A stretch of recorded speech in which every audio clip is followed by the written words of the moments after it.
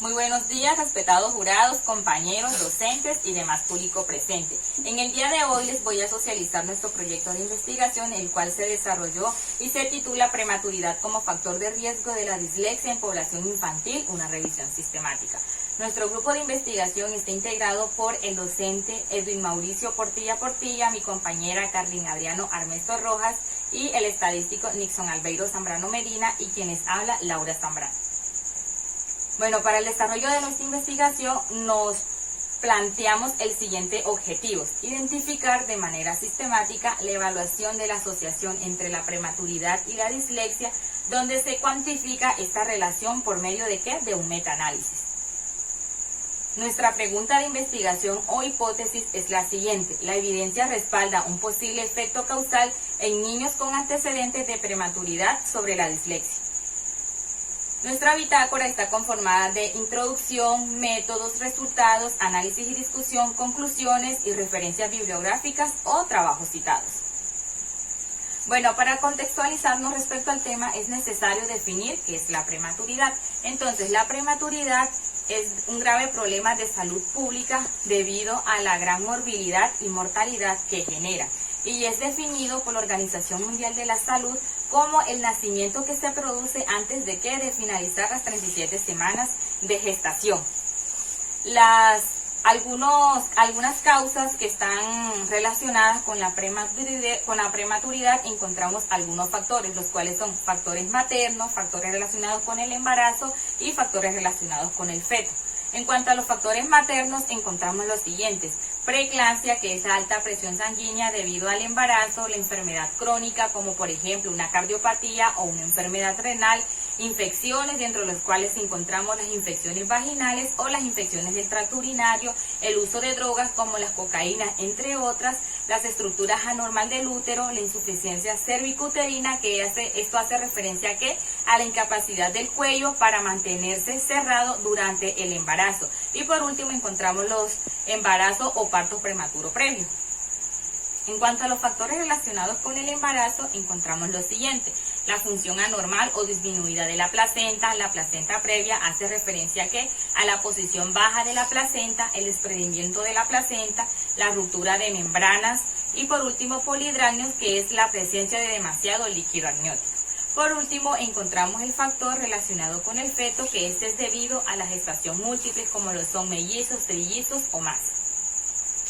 Bueno, a lo largo de los años, la prevalencia de la prematuridad al nacer ha aumentado, siendo este un factor de riesgo de gravedad para el desarrollo de las habilidades lectoras y de escritura en niños con esta condición de salud. Bueno, ahora vamos a definir qué es la dislexia. Entonces, la dislexia se conoce como un trastorno del desarrollo caracterizado por las dificultades en la escritura y en la lectura, así como la comprensión de texto y el componente lógico. Bueno, de acuerdo a la revisión de la literatura, para dicha revisión sistemática encontramos que varios autores afirman que las estructuras anatómicas del cerebro se desarrollan de forma anormal en los niños con riesgo de prematuridad o bajo peso al nacer. Estas estructuras son la amígdala, el cuerpo calloso, los ganglios basales, el hipocampo, el hipotálamo y el cerebelo, encargados de de las actividades de lectura y escritura. Por tanto, los niños que nacen con prematuridad son más propensos a tener dificultades en la lectura y escritura. Y en comparación a los niños que nacen a término, se ve la gran diferencia en cuanto a las estructuras mencionadas anteriormente, debido en que los niños prematuros, el cerebro se desarrolla de forma anormal. En cuanto a los métodos para la revisión de esta asociación o etiología y la aplicación de un metaanálisis, para lo cual se propone una pregunta de la revisión que incluye las siguientes variables, representadas por su acrónimo PEO, donde la P representa la población, la E la exposición de interés y la O representa resultado. En cuanto a la población, los criterios de inclusión que se tuvieron en cuenta para desarrollar dicha investigación fueron niños con historial de prematuridad de cualquier sexo o edades comprendidas de 4 a 15 años, niños con diagnóstico de dislexia y niños con el riesgo de desarrollar dislexia. En cuanto a la exposición de interés, encontramos la prematuridad como factor de riesgo causal de la dislexia, y en cuanto a los resultados, encontramos los estudios de casos y controles con medidas odds ratios. ¿Qué son las medidas odds ratios? Las medidas odds ratios son unas técnicas estadísticas utilizadas en el campo de la epidemiología que nos permiten como tal determinar la asociación entre el factor de riesgo y la causalidad, es decir, causa-efecto. En la segunda tabla encontramos los descriptores DEX y MES de acuerdo a las variables propuestas para el desarrollo de dicha investigación. En cuanto a la población, encontramos los niños, dislexia y prematura. En cuanto a la exposición de interés, encontramos etiología, factores de riesgo, factores epidemiológicos, causalidad, riesgo, factores asociados, y en cuanto a los resultados o variable independiente, encontramos las ratios de tasas, incidencia estandarizada, ratios, cociente de riesgo, riesgo relativo y datos de incidente. Como lo mencioné anteriormente, todas estas son unas medidas estadísticas utilizadas en el campo de la epidemiología para determinar la asociación de causa-efecto. En la tabla número 3 encontramos el cruce de palabras claves. Estos cruces fueron los que nos permitieron la búsqueda de los artículos incluidos en nuestra investigación. Entonces, los cruces que se dieron fueron los siguientes: factor de riesgo más dislexia, dislexia más causalidad, factores epidemiológicos más dislexia, factores asociados más dislexia, riesgo, dislexia y niños, entre otros. En la tabla número 5 encontramos el acrónimo de los algoritmos que se generaron en la búsqueda de datos en la base de datos PubMed con los descriptores de la salud. Entonces, ¿qué nos permitió estos algoritmos? Nos permitió ampliar la búsqueda de otros artículos en otras bases de datos, entre los cuales encontramos el Sevier, Saidiren, Springer, entre otras, con una ventana de tiempo de 20 años. Bueno, en la matriz de artículos seleccionados para la inclusión en la investigación, esta matriz se desarrolló de la siguiente manera: extrayendo de cada artículo seleccionado según los criterios de inclusión, se extrajo el año de cada artículo, la indexación, el objetivo, cuál fue el método de recolección, los métodos de análisis, cuál fue la población partícipe, encontramos los autores, los resultados, análisis y discusión, conclusiones, y por último, cuál fue el aporte que estos artículos nos brindaban a nuestra investigación. Bueno, encontramos ahora la extracción y síntesis de datos en la identificación del metaanálisis. Acá esto se lleva a cabo para el caso de estudios de casos y controles, en los cuales encontramos el número de individuos no expuestos al factor de riesgo y no enfermos, que se determina como el caso controles, los números de individuos no expuestos al factor de riesgo y enfermos, que serían los casos, el número de individuos expuestos al factor de riesgo y enfermos, que serían los controles, y por último el número de individuos expuestos al factor de riesgo y enfermos, que serían los casos. Bueno, ya para realizar como tal el metaanálisis hicimos uso de la programación R, cuyo paquete requerido será meta para analizar la información y aplicación de la técnica del metaanálisis. Este se define con los eventos como EBCRT, lo que indica los casos confirmados con la enfermedad, el NTRT, que se refiere al total de casos expuestos, el EBCRTL, que son las personas confirmadas con la enfermedad, que sería el grupo control, y por último el NCRTL, que se refiere al total de personas expuestas, que viene siendo el grupo control. Bueno, el análisis de la información generada, esta nos genera 3 gráficas relacionando los datos de cada uno de los estudios incluidos. Les recuerdo que estas gráficas salen de la programación R. Entonces, en la primera gráfica encontramos el forest plot, que es una gráfica que nos representa la intervención de cada estudio y a través de ella nos muestra el intervalo de confianza. Además, nos presenta la información referente a las medidas de los efectos del tratamiento, permitiendo apreciar la tendencia existente a su efecto, las variables de comparación, el desenlace, los estudios, incidencia en el grupo intervención, incidencia en grupo control como el peso relativo, el riesgo relativo, el odds ratios y finalmente una medida de resumen junto a pruebas de heterogeneidad. Acá hace referencia a este concepto de heterogeneidad, que cuando nosotros estudiamos un artículo de casos y controles con la medida odds ratio, la heterogeneidad hace referencia a que cada una de esas conclusiones de los artículos estudiados son totalmente diferentes, por lo tanto no hay una homogeneidad, sino una heterogeneidad. En la segunda gráfica que nos aporta la programación R, encontramos el funnel plot.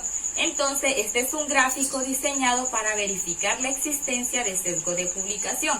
¿Qué nos quiere decir? Cuando hay una ausencia de sesgo de publicación, se asume que todos los estudios con alta precisión se van a encontrar en promedio y los estudios con baja precisión se distribuirán en forma aleatoria, es decir, que estos van a estar dispersos creando una distribución en forma de embudo. Por último, encontramos la medida de resumen, que estas son medidas estadísticas o también se les conoce como estadístico, que resumen un conjunto de datos. Bueno, para la ponderación del tamaño del efecto se manejan dos modelos. ¿Qué quiere decir? Que a través de estos dos modelos que voy a mencionar a continuación, estos modelos nos permiten realizar también o llevar a cabo un metaanálisis y nos orienta hacia qué lado debemos inclinarnos. Entonces encontramos el modelo de efecto aleatorio. Este nos permite estudiar el factor seleccionado al azar con el fin de buscar homogeneidad en los estudios. Y el otro modelo es el modelo de efectos fijos. ¿Qué nos permite este? Estudiar una variable o factor específico. En este caso, el factor de gran importancia para nosotros es la prematuridad como variable independiente. Bueno, hasta aquí finaliza mi intervención en cuanto a la introducción y metodología de nuestra investigación. Dando continuidad a nuestra investigación, tenemos los resultados. En primer lugar, vamos a hablar de los resultados de la búsqueda, en donde se describen los hallazgos identificados en esta revisión. Y también se debe seleccionar los artículos que cumplen con los criterios de inclusión y exclusión. En la tabla número 6 muestran la selección de los artículos a través del flujograma Prisma, en donde tenemos en primer lugar las bases de datos utilizadas y las otras fuentes utilizadas. Acá tenemos la PubMed en base y tenemos otras fuentes que utilizamos. Luego se hacen los filtros y obtenemos que solamente tres de los artículos seleccionados cumplen con todos los criterios de selección y son los artículos que nos van a ayudar a hacer nuestra síntesis cuantitativa. Luego de eso pasamos a la tabla número 8, en donde se mira la información individual de los artículos incluidos y se muestra una tabla resumen en donde podemos observar el mes y el año de publicación, las referencias y la fuente. Cabe resaltar que la ventana que se utilizó fue de 20 años de publicación, desde el 2000 hasta el 2020, y que estos artículos cumplen con todos los criterios de inclusión. Eso en cuanto a los resultados de la evidencia, de la búsqueda. Ahora vamos con los resultados del metaanálisis. En primer lugar, uno de los criterios de selección de inclusión era que los estudios fueran de casos y controles. Por eso estos son los dos grupos o los dos datos a extraer de los estudios incluidos, donde los casos son la población expuesta que contrae la enfermedad o la alteración y los controles son la población expuesta que aún no tiene indicio de contraer la enfermedad o no presentan la enfermedad. Entonces, en la tabla número 8 muestra los datos sacados de los artículos incluidos, donde están los grupos de los casos, el total de los casos, grupos de controles, total de controles. Cuando ya tenemos estos datos, se pasan por el programa R y da dos gráficas. Una de las gráficas es el flooded block, que es la gráfica del bosque, y podemos mirar grandes características de nuestro metaanálisis. Uno de esos es que el odds ratio en el artículo 1, o sea, artículo 34 y artículo 3 es menor a 1, es decir, que no favorece el factor de riesgo, y el artículo 35 es mayor a 1, es decir, que el factor de riesgo sí favorece al problema de salud.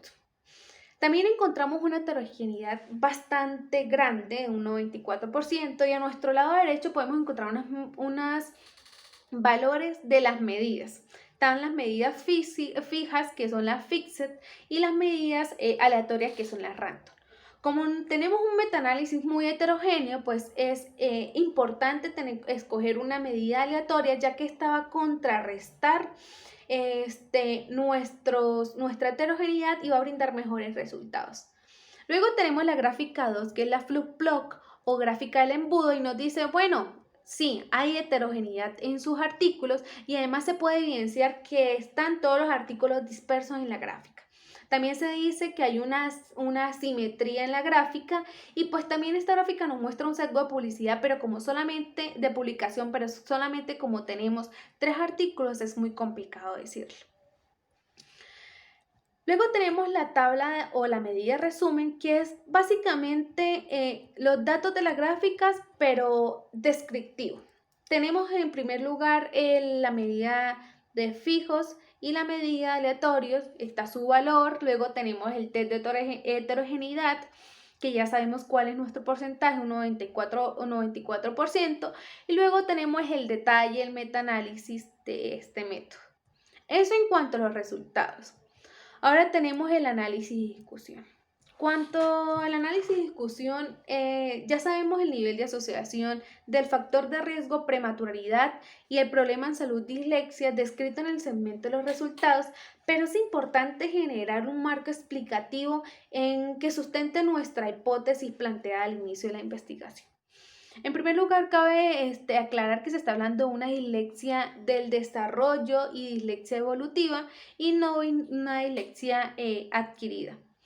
Además, también pues muchos autores han planteado modelos de lenguaje, lectura y escritura donde reúnen todos los sistemas que engloban las habilidades lectoras y clasifican los tipos de dislexia de desarrollo.